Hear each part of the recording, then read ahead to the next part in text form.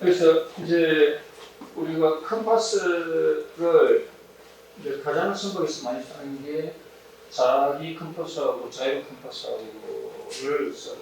자이로 컴파스를 갖고 있는 선박들도 반드시 자석 컴파스를 배에 갖고 있어야 됩니다. 그거는 법적으로 만약의 경우에 배가 엔진 고장이 나거나 발전기 고장이 나서 전기가 공급되지 않을 경우에는 자이로 컴파스는 수급되거든요. 전기 힘으로 안에 로터를 돌리기 때문에. 그러고 난 다음에 그러면 아무런 전기가 안 들어갈 경우 어떻게 할 거냐 해서 반드시 자석 컴파스는 배에 비상으로 반드시 갖도록 되어 있습니다. 그래서 큰 배들도 반드시 자이로 컴파스와 아울러서 자기 컴파스를 가지고 있고, 요즘에는 이제 이게 지구의 자석 기운을 이용하는 자석 컴파스의 그 근본적인 원리인 이 지구를 둘러싼 이 자석의 기운을 활용해가지고 지금 그것을 감지하는 센서를 만들어서 쓰는 게 전자자기 컴파스거든요. 그래서 이 전자자기 컴파스도 마찬가지로 이 센서에서 확인한 데이터를 컴퓨터 칩으로 분석해서 각도 계산을 해서 그 각도를 그냥 여기에다가 신호를 전기 신호를 보내줘서 쓸 수 있도록 이렇게 만든 것이고요. 그 다음에 원격 GC 자기 컴파스는 뭐냐면 지금 배에 많이 장비되어 있는 자기 컴파스 위에 이런 장치를 하나 올리면 이것이 숫자로 읽혀요. 프로그램 안에서 숫자로 읽히도록 해서 그것을 가지고 방위로 쓸 수 있는 방법을 지금 보완한 것이고요. 그 다음에 요즘 GPS 많이 쓰니까 GPS를 가지고 기준 방위를 정하고 기준 방위에서부터 각각의 신호를 분석해가지고 이제 또 북쪽을 확인할 수 있도록 하는 방법. 이게 이제 GPS 컴파스고요. 그래서 이것도 지금 시중에 나와 있어서 작은 배들은 쓸 수 있고 큰 배들도 지금 씁니다. 근데 이거는 이제 한 가지 GPS 신호가 정렬해야 되죠. GPS 신호가 정렬해야 되고 GPS 신호를 제대로 받을 수 있고 터널 안에 들어가면은 무용지입니다.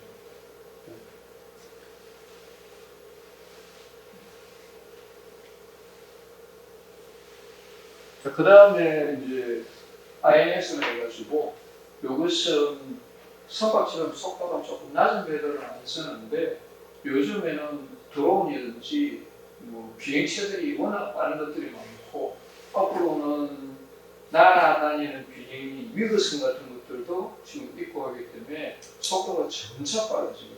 그럴 경우에 이제 빠른 속도가 필요한 선박 같은 데서는 INS도 쓰거든요. 지금 INS는 주로 항공기에만 있습니다. 근데 이제 앞으로 점차 이게 많아지면서 개발이 되면 지금 현재는 INS가 항공기, 미사일, 그다음에 우주선 이런 데 쓰는데 이렇게 속도가 빨리 필요한 부분으로 사용하고 있으니 이것도 아마 곧 선박에도 적용될 가능성이 있습니다. 아니면 선박에 앞으로 사용하게 될 그 드론 이런 쪽에 이게 들어갈 수도 있습니다. 그래서 향후 이런 것들도 쓸 수 있겠다 싶어서 했는데 굉장히 복잡합니다. 자이로가 하나 들어가 있고 가로 세로 높이 방향으로 어느 정도나 속도가 추가되는가를 감지할 수 있는 가속도계가 붙어 있습니다. 그래가지고 이것으로 가는 방향을 정하도록 이렇게 파악하기 때문에 굉장히 기계가 복잡하게 되어 있습니다. 그래서 지금은 항공기에 주로 쓰고 있는데 앞으로는 이게 조금 더 발전이 되어가지고 선박에도 정밀하게 쓸 수 있는 상태 되겠나 싶고요. 그 다음에 이런 것들이 선박에서 실제로 쓰일 때 우리가 배에서 가장 많이 쓰는 것이 이제 GPS 프로타거든요. 그래서 이제 GPS 프로타를 가지고 국내 기술진으로도 만든 게 있고 해외에서도 많이 들어온 게 있고 심지어는 이거는 이제 위에는 GPS 신호를 가지고 육지에서 얼마나 떨어져 있는가를 보는 겁니다. 밑에 거는 물 밑 어탕기거든요. 물 밑에 지금 어떤 상태냐 그렇게 하면서 배 밑에 지금 어떤 고기가 있는지 해저가 어떤지를 이렇게 볼 수 있도록 또 이렇게 동시에 하는데 이런 경우는 소형선박이에요. 배가 작아서 GPS 플로터 하나 놓고 어탕기 하나 놓고 이렇게 할 상황 정도가 안 될 때는 두 개를 동시에 볼 수 있도록 이렇게 만들어주거든요. 그래서 이것도 마찬가지 우리나라 해양전지에서는 이런 식으로 나와 있습니다. 그래서 이제 이렇게 나와 있는 것 중에 저 위에 그려져 있는 지도가 정말 정밀한 지도냐 믿을 수 있느냐 하는 부분에서 이제 지난 시간에 강의 전자해도에 대해서 말씀을 드린 것이고요. 이것이 이제 문제가 되는 부분은 뭐냐면 이 전자해도를 어느 정도 믿고 가야 되느냐 하는 부분에서 이게 다 다르거든요. 그래서 GPS 플로트에 나와 있는 것이라 해가지고 이게 정확하게 맞느냐 하는 부분을 알고 써야 된다는 거죠. 그래서 지난 시간에도 보여드렸듯이 간편하게 작은데 사용할 수 있기는 하지만 그 간편하게 사용한다고 해가지고 이게 정말 전자해도 하는 이게 맞냐면 전자해도가 공식 버전은 원래 요 전자해도 표시 시스템이라는 여기에서 쓸 수 있도록 정밀하게 만든 것만 전자해도라고 하고 그 나머지는 전자해도라고 안 하거든요. 근데 지금 사실상 우리 뭐 GPS 플로터라든지 아니면 뭐 우리가 지금 휴대폰으로 볼 수 있는 그것도 그냥 만약에 여기 그냥 전자해도 이렇게 얘기합니다. 근데 사실은 전자해도가 되려고 하면 업데이트가 되어야 되거든요. 이 업데이트라는 것이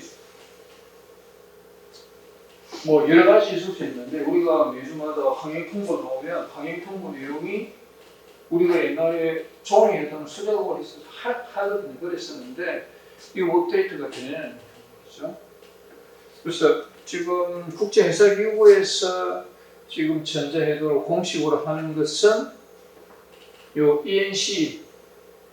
ENC를 해가지고 벡터 차트만 허용을 합니다. 그래서 전자해도가 레스터 방식하고 벡터 방식이 있는데 원래는 벡터 방식만 전자해도라고 인정을 하는데 벡터 방식의 전자해도를 만들 수 없는 나라들이 굉장히 많습니다. 그래서 요 레스터 방식은 종이해도를 스캔해가지고 그대로 쓰는 걸 이제 레스터 방식이라는데 레스터 방식은 스캔해가 쓰는 거는 좋은데 대신에 가장 정밀하고 가장 최근에 항행 통보를 해서 소개정을 한 최신의 종이해도를 반드시 갖고 써야 됩니다. 그 다음에 벡터 방식의 것은 아예 완전히 하나하나를 다 해도처럼 만든 건데 예를 들면 이거죠. 왜 이렇지?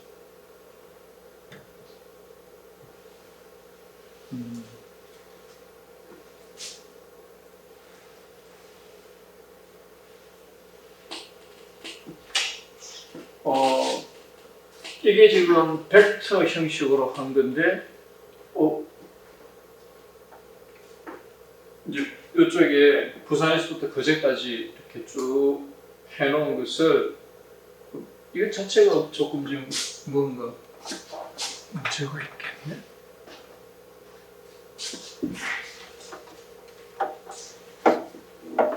부산에서 거제까지가 나와 있는 부분인데 요 부산 영도 거를 이렇게 하면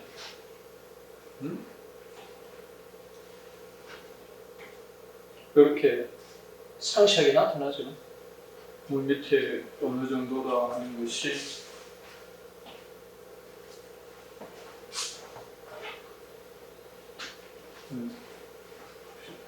그래서 지금 전자해도가 좋은 점도 있고 불편한 점도 있는데 좋은 점이라는 것은 정밀하게 나타낼 수 있으면서 화면에 표시할 수 있다는 부분은 좋고, 그 다음에 화면에도 이 전자해도 위에다가 여러 가지를 겹칠 수 있어요.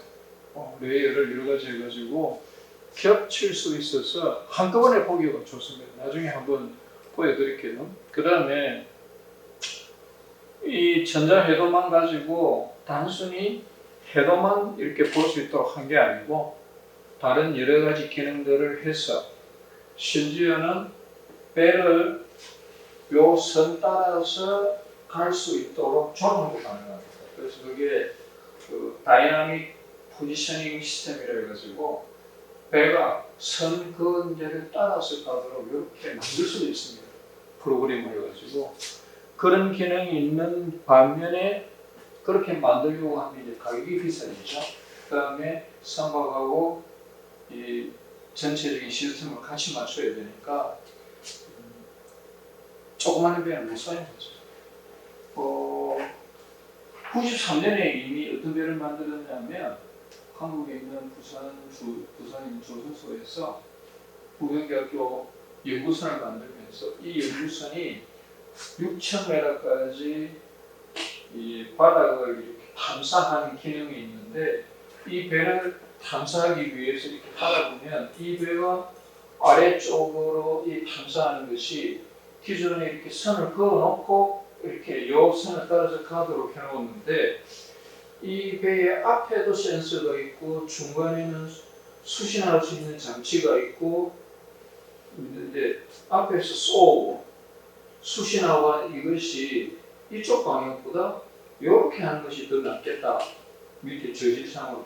그럼 이런 상태에서 쏘고 수신하고 하면서 이렇게 갈 수 있도록 할 수 있어요. 그럼 배라는 것은 이 선을 따라서 여기 이렇게 이동하는 것이 정상인데 이렇게 이동하는 것보다는 관측을 위해서는 배를 이 상태에서 이렇게 갈 수 있도록 해야 되겠다 하고 세팅을 하면 이 배의 메인 스크류하고 앞과 뒤에 있는 선박의 옆으로 갈 수 있는 스러스트라는 스크류가 직각으로 또 앞뒤로 설치되어 있습니다. 이것이 공동 작전을 해가지고 이것이 하면서 배가 이렇게 바닥을 만들 수 있어요. 이 작업을 93년도에 배를 만들었습니다. 그 배를 만들어가지고 쓰다가 우리 학교로 온 배가 탐정호입니다. 그 탐정호에는 앞에도 서스트가 있고 뒤에도 서스트가 있고 이 배의 메인 스크류하고가 연합이 되어가지고 이 배를 그렇게 이렇게 지그적으로도 이렇게 갈 수 있도록 하는 밑에 물 밑에 헤드 지형에 따라서 이걸 정밀 탐사할 수 있도록 그렇게 만들어 놨거든요. 그래서 다이나믹 포지셔닝 시스템이라고 하는 그런 것도 뭐가 있어서 가능하냐면 이게 있어 가능해요. 이렇게 만들어 놓으면 그 다음에 우리가 지금 이제 가장 좀 많이 쓰는 스마트폰으로 볼 수 있죠. 해도를. 그래서 이제 스마트폰으로 볼 수 있는 이런 해도 또는 바다 앱이 마찬가지 이런 것들이 스마트폰으로 볼 수 있는 것까지는 굉장히 단순화되고 굉장히 편리하게 되어 있는데 업그레이드가 되느냐는 거죠. 해도가 업그레이드가 되느냐. 지난번에 한번 말씀드렸죠. 항행통보에는 나오는데 이 항행통보의 내용이 해로드나 바다 내비에 그때 이게 안 바뀐다는 얘기죠. 그래서 우리가 지난번에 같이 했던 이 전문인 앞에서의 요 어초 투하했던 이 부분도 반영이 안 될 수 있다는 얘기죠. 그러면 우리는 어떻게 해야 되느냐? 알고 써야 되는 거예요. 그래서 항상 항행 통보를 보면서 항행 통보에 나와 있는 내용들이 우리 휴대폰, 스마트폰용 해도에 반영이 안 된 상태도 있을 수 있으니까 그런 부분을 감안해가지고 써야 되고 그 다음에 이게 반영이 되어 있는가 하는 부분들을 한 번씩 확인해가면서 쓸 필요가 있다 하는 그 얘기입니다. 그래서 우리가 이번 주에도 항행 통보를 한번 보면서 하도록 해 보겠습니다. 우리 9월 20일 날, 지난주 금요일 날 발행된 항행 통보 제 38호가 있는데, 자, 맨 앞에 일러두기 하고, 그 다음에 읽을 1번부터 7번까지 내용은 변함이 없습니다. 그대로입니다. 바뀐 게 없고, 다만 이제 이게 3번의 경위도 위치는 세계 측직의 WGS 84 좌표다 하는 내용이 조금 있으면 GPS가 한번 거론할 건데, GPS에도 똑같습니다. GPS 인공위성에 요 좌표계가 탑재되어 있습니다.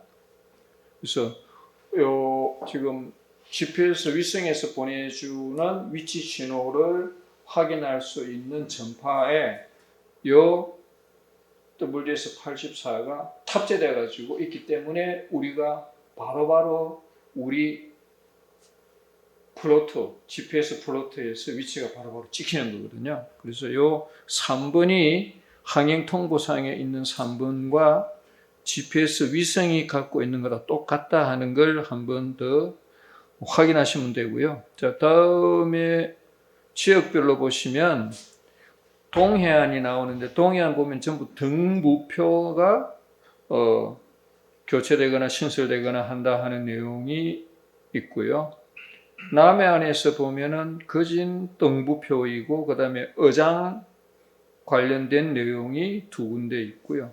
서해안에 보면 등부표도 있지만, 요 602항에 보면 무신호 레이콘 한다는 이게 지금 특별해서 요건 한 번 더 보겠습니다. 그 다음에 역시 AIS 위치 식별 신호 표지가 하나 붙어가 있는 거 있고요. 그 다음에는 수로 청량이 두 군데 있다라는 것이 조금 특별해 보이고, 그 다음에 해도별 목차가 쭉 나와 있는데, 뭐 해도는 3000번까지 쭉 해가지고 별 다른 부분은 없을 것 같습니다.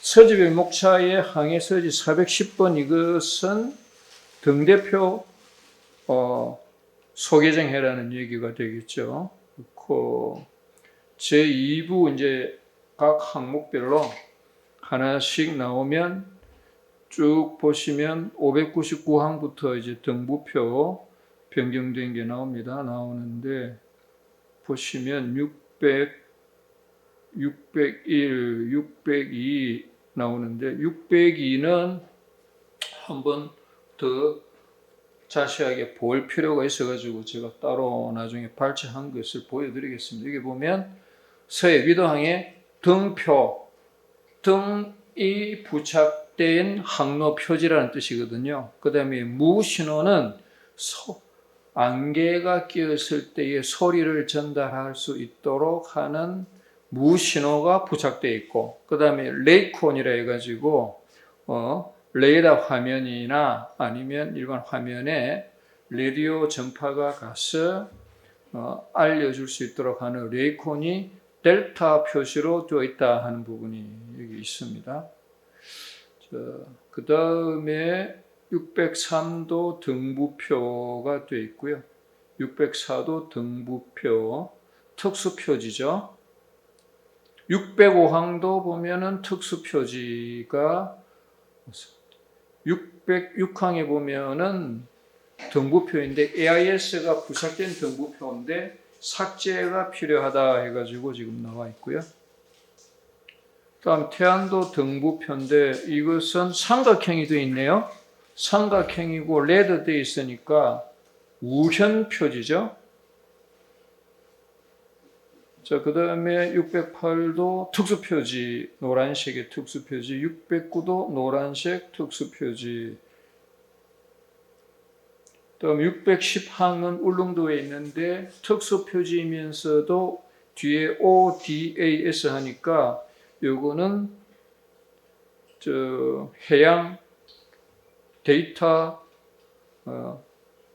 장치가 탑재된 것이죠. 그 다음에 남해안의 등부표도 특수표지. 그 다음에 612항도 노란색 특수표지. 그 다음에 613도 노란색 특수표지죠. 그 다음에 614도 노란색 특수표지.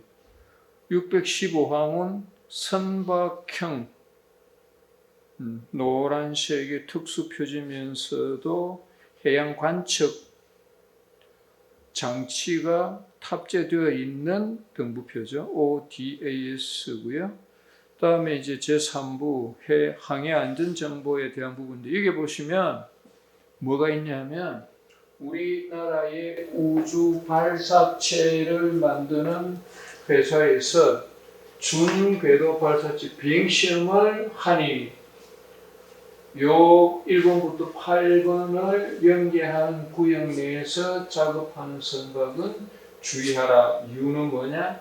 발사체가 낙하할 수 있다. 이런 얘기죠. 그래서 비행시험은 9월 25일 할 건데 그 전후로 10월 16일까지의 기간이다. 안 될 수 있으니까요. 발사 예정 시간은 4시 50분. 그래서 전후에 한 2~3시간 사이에 준비를 해라 이 뜻이죠. 자, 그 다음에는 어장. 각 번호를 연결한 곳에 어장이 설치된다라는 얘기인데 어장이 굉장히 10군데 정도 허가가 났습니다. 고흥이네요. 허가 기간은 8년 정도 되네요. 그 다음에 남해안에도 마찬가지 어장 허가 기간이 10년이네요. 완도 양식업 10년으로 되어 있고 그 다음에 수로청량 마찬가지 9월 23일에서 27일까지 있고요. 마찬가지 수로청량이 9월 27일에서 10월 11일까지 한 2주 정도 걸쳐서 있다 하는 얘기가 있고 제4부에 보면 이제 등대표에서 소개정해야 될 부분들이 쭉 나와 있는데 여기 보면은 다 황색인데 홍색이 하나 있는 것이 태안화력 발전소 부근에 있는 등부표가 홍색으로 되어 있네요. 이렇게 바꿔달라는 얘기고요. 자, 그 다음에 무신호가 부착되어 있는 부분 군산에 지금 무신호가 신설되었다는 얘기네요. 602호에 의거해서 무신호가 신설되었다. 그 다음에 레이더 비콘이라고 되어 있죠. 이것도 마찬가지입니다. 602항에 따라서 레이더 비콘이 설치되었는데 이게 나오죠. 델타로 되어 있고 델타의 표시는 이제 익숙하죠. 지난번에 보여드렸죠. 델타 길게 장단단 여기 보시면 장단단으로 되어 있습니다. 그래서